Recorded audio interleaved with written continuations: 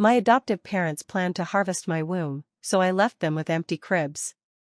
I never imagined betrayal could wear a familiar face, one that smiled at me at family dinners, texted me on my birthdays, and once stood beside me during my wedding photos. My sister, Marissa, had always been the one I thought I could trust implicitly. But now, when I look back at it, I wonder if the seeds of this disaster had been quietly growing for years, watered by envy, resentment, or some twisted desire to have what was mine. The day I got the diagnosis, everything in my life shifted. Cancer. The word itself felt like it didn't belong to me, like it was meant for someone in a tragic movie, not for a healthy, active 34-year-old woman who'd been happily married for 8 years. My husband, Daniel, was there when the doctor said it, his hand gripping mine, knuckles white, as though he could hold me here in this moment and keep the reality from pulling me under. But reality doesn't wait. And cancer doesn't care about vows, or promises, or the years you've spent building a life together. At first, Daniel seemed like the perfect supportive husband. He rearranged his work schedule, came with me to appointments, even learned how to cook some basic meals so I wouldn't have to worry about dinner on chemo days. My sister Marissa offered to help too, dropping by unannounced to clean, to chat, to bring food. I thought she was being a godsend. In reality, she was laying the groundwork for something far more insidious. Looking back, there were signs. The way she'd linger in the kitchen with Daniel, laughing at his jokes in a way that felt just a little too personal. The way his eyes would follow her sometimes, quickly looking away when he caught me noticing. But I brushed it off.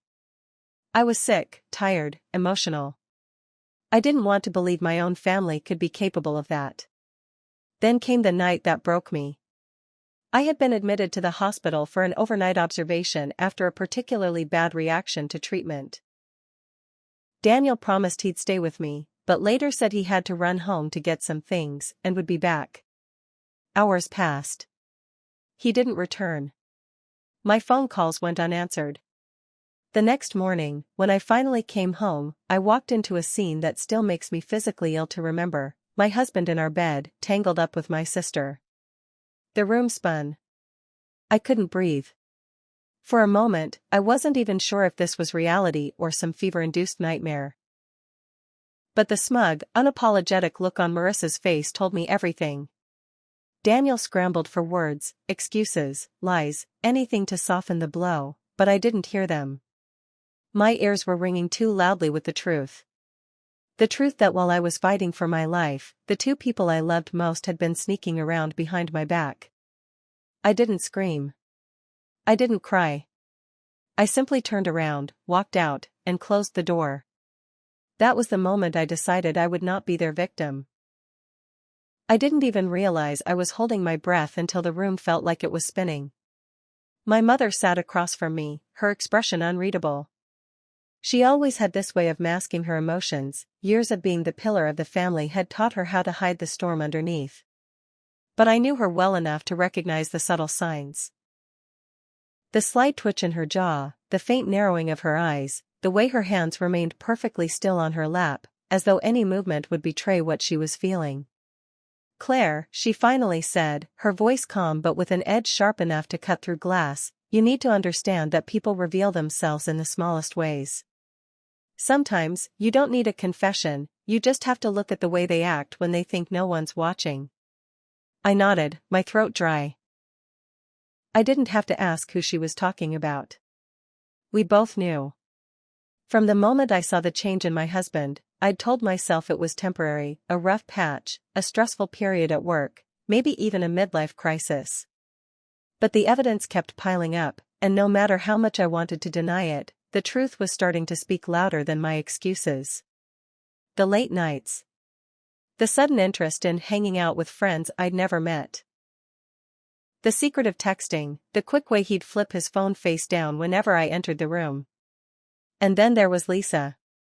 My sister. The person who was supposed to have my back no matter what. I didn't even want to consider the possibility that she could be involved in any of this, but Mom's words kept echoing in my head. People reveal themselves in the smallest ways. And Lisa had been different lately. She'd gone from barely making time for me to suddenly inviting me to lunch, bringing over little gifts for no reason, acting almost overly sweet. It was the kind of niceness that felt forced, like she was trying to erase something with kindness before it came to light. But the moment that really made my stomach drop came one Sunday afternoon. We were at Mom's house for dinner, the three of us, me, my husband, and Lisa, sitting around the table while Mom brought out her famous roast. The conversation was light, the kind of meaningless chatter that fills the air when everyone is avoiding something real. Then Lisa made a joke. It wasn't even a particularly funny one, something about how my husband had a habit of spoiling the women in his life. She said it with a laugh, but her eyes lingered on him just a little too long. And he didn't just smile politely. He smirked. That smirk hit me harder than any insult could have. It was the kind of look two people share when they've got a secret. I told myself I was imagining it. I told myself I was being paranoid. But my mother's voice in my head wouldn't let it go. That night, I lay awake staring at the ceiling, my mind replaying every interaction between them over the past few months. And the more I thought about it, the more I realized how often they'd been alone together. How often they seemed to coincidentally be in the same place at the same time without me. It was like my life had become a puzzle, and every time I picked up a new piece, it fit perfectly into a picture I didn't want to see. But life has a funny way of throwing curveballs when you think you've finally found your footing. I thought I was healing, that I had moved on from the chaos my sister and husband had caused, but deep down, the wounds were still raw. Even when I smiled, there was always a faint sting in my chest, like a scar that itches just enough to remind you it's there. A few months later, I was walking through the park on a crisp autumn morning when I heard laughter. Not just any laughter, her laughter. Emily's. My sister's voice had a very specific lilt, the kind that used to draw people in like a magnet. I froze in my tracks. My instinct told me to turn around and walk the other way, but curiosity, no, something darker kept my feet rooted. I scanned the park until I spotted them, Emily sitting at a picnic table with Michael. Yes, Michael, my husband. Or rather, my ex-husband. They were sitting so close their shoulders touched, their heads tilted toward each other in that sickeningly familiar way. For a second, I thought I was hallucinating. After everything they'd done, after they'd destroyed my life, here they were, acting like a cozy little couple in public. It was then I realized that their betrayal wasn't some fleeting fling. It was deliberate, ongoing, and they clearly didn't care who saw them anymore. I remember feeling this strange sense of detachment as I stood there watching. My heart didn't race. My palms didn't sweat. Instead, it was like I was outside my own body, observing everything as a quiet witness. It was as though my pain had burned so hot that it turned into something cold, calculating, dangerous. I didn't confront them that day. No, that would have been too easy for them, a dramatic blow-up in a park, a chance to play the victims, to paint me as the crazy ex-wife. I'd seen that movie before. Instead, I simply turned and walked away, my mind already sketching the outlines of a plan. For weeks, I gathered information. I learned where they liked to go, who they spent time with, what social circles they were trying to charm. I discovered Emily had started freelancing as an event planner and Michael had been working with her, pretending to be some sort of coordinator for the events. They were trying to build a brand together, their brand. As this perfect, charismatic couple who could bring visions to life. The irony? Every single skill Emily had, she'd stolen from me. I used to be the creative one in the family, the organizer, the one with the ideas. And Michael? He was using the same networking techniques I'd taught him when we were building our life together. They were parading around in my skin, wearing my personality like it was theirs to take.